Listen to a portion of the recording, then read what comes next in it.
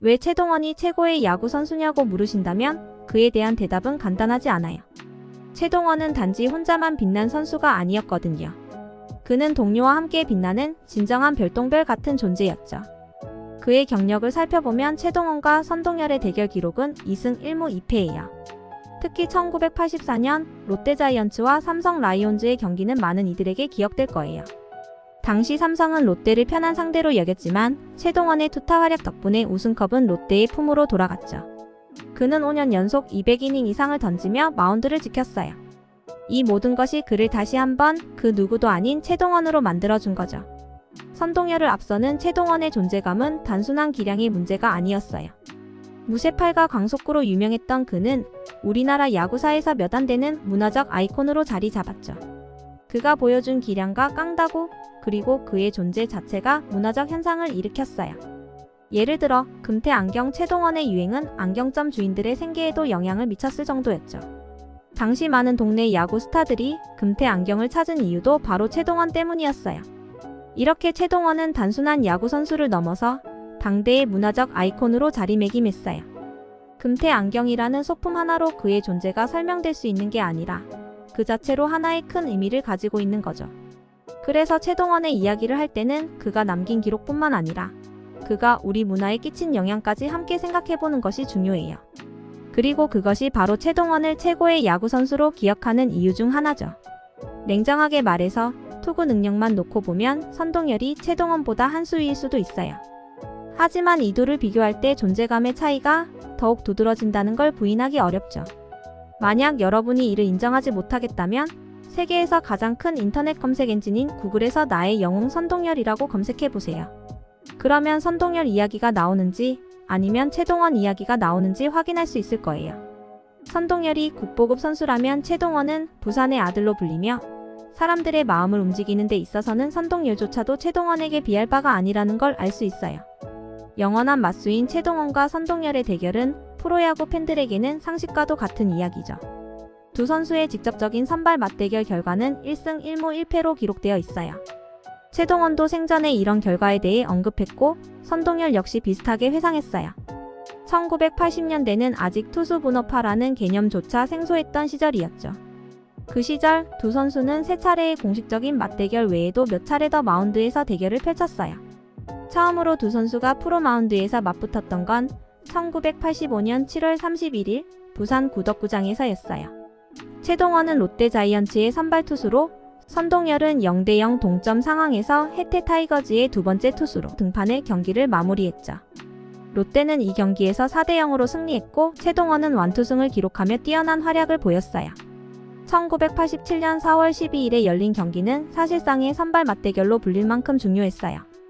해태의 선발 투수였던 김대현이 1회 말에만 등판한 뒤 곧바로 선동열에게 마운드를 넘겼고 이날 해태는 6대2로 승리를 거두었어요. 이 경기에서 선동열이 승리 투수가 되고 최동원이 패전 투수가 되었죠. 이처럼 최동원과 선동열의 대결은 단순한 승패를 넘어서 한국 프로야구 역사에서 빼놓을 수 없는 중요한 순간들을 제공해 주었어요. 그리고 이 두 선수의 경쟁과 우정은 오늘날에도 많은 야구 팬들에게 깊은 인상을 남기고 있죠. 최동원 선수가 단순히 경기장 안팎에서의 뛰어난 실력뿐만 아니라 선수들의 권익을 위해 앞장섰던 면모를 보여줍니다. 1988년 8월 프로야구 선수 김대현이 안타깝게 사고로 세상을 떠난 후 그의 장례 과정에서 구단의 무관심이 드러났죠. 이 사건을 계기로 최동원은 선수들의 권익을 보호하기 위한 선수협의회 결성을 본격적으로 추진하기로 결심합니다. 그 결과 같은 해 9월에는 대전 유성호텔에서 선수협의회의 창립총회가 열렸습니다. 하지만 한국야구위원회 KBO와 일부 구단들은 이에 대해 강하게 반발했고 최동원 선수와 그의 가족에게 선수 생활의 종료를 암시하며 탈퇴를 종용했습니다. 롯데 구단은 최동원 선수의 이러한 움직임을 구단에 대한 도전으로 여겨 결국 그를 삼성 라이온스로 트레이드하는 결정을 내립니다. 이로 인해 부산의 아들로 알려진 최동원은 공식적으로는 대구의 삼성 라이온스 출신 선수로 기록되게 됩니다. 삼성 라이온스와의 관계는 단순히 트레이드된 팀으로서의 의미뿐만 아니라 과거 1984년 한국 시리즈에서의 라이벌로서의 의미도 가집니다. 당시 삼성은 롯데를 한국 시리즈의 상대로 선택한 배경에는 여러 이야기가 있지만 결국 롯데가 우승을 차지하는 데 결정적인 역할을 한 것은 다름 아닌 4번 타자 최동원이었습니다. 특히 그해 8월 구덕구장에서 열린 경기에서 최동원은 결정적인 2루타를 치며 경기의 흐름을 바꾸는 데 큰 역할을 했죠. 이처럼 최동원 선수의 이야기는 그가 단지 뛰어난 야구 실력을 가진 선수였다는 것을 넘어서 선수들의 권익을 위해 싸우고 팀과 야구계 전체에 큰 영향을 끼친 인물임을 보여줍니다. 그의 행동과 결정들은 오늘날에도 많은 이들에게 귀감이 되고 있습니다. 1984년의 우승은 최동원이 있었기에 가능했던 순간들로 가득 차 있습니다. 그해 한국 시리즈에서 최동원이 혼자 4승 1패를 거두며 팀을 우승으로 이끈 사실은 야구 팬이라면 누구나 알고 있는 이야기죠. 제1교포 투수 김일용 역시 6차전까지 3승 무패를 기록하며 최동원과 어깨를 나란히 했지만 결국 승부를 가른 것은 최동원의 끝없는 도전 정신이었다고 합니다. 김일용은 후에 내가 한계라고 생각할 때 최동원은 어디까지든 가보겠다고 생각했다며 그 차이가 승부를 결정했다고 회상했습니다. 여기서 잠깐 1984년 한국 시리즈 최우수 선수 MVP는 과연 누구였을까요? 정답은 역전 3점 홈런을 친 유두열입니다. 최동원이 한국 시리즈를 최동원 시리즈로 만들었음에도 불구하고 시리즈 MVP로 선정되지 못한 것은 당시 정규 시즌 MVP 투표와 한국 시리즈 MVP 투표가 동시에 진행되었기 때문입니다. 이미 정규 시즌 MVP를 받기로 한 최동원에게 한국 시리즈 MVP까지 주기보다는 유두열에게 기회를 준 것이죠. 최동원은 혹사 속에서도 승리를 놓치지 않았습니다. 7차전에서 1대4로 뒤진 상황에서도 그는 자신의 한계를 느끼며 배가 너무 고프다고 팀 코치에게 말했습니다. 이는 그가 더 이상 마운드에 서고 싶지 않다는 의미였지만 그 당시에는 그의 진심이 전달되지 않았습니다. 야구에서 에이스를 상징하는 등번호 1번을 고교 시절 달았던 최동원은 롯데 자이언츠에서는 11번을 선택했습니다. 그는 1번이 외롭다고 느꼈기 때문에 일자 두 개가 기둥처럼 잘 버텨달라는 의미에서 11번을 선택했다고 합니다.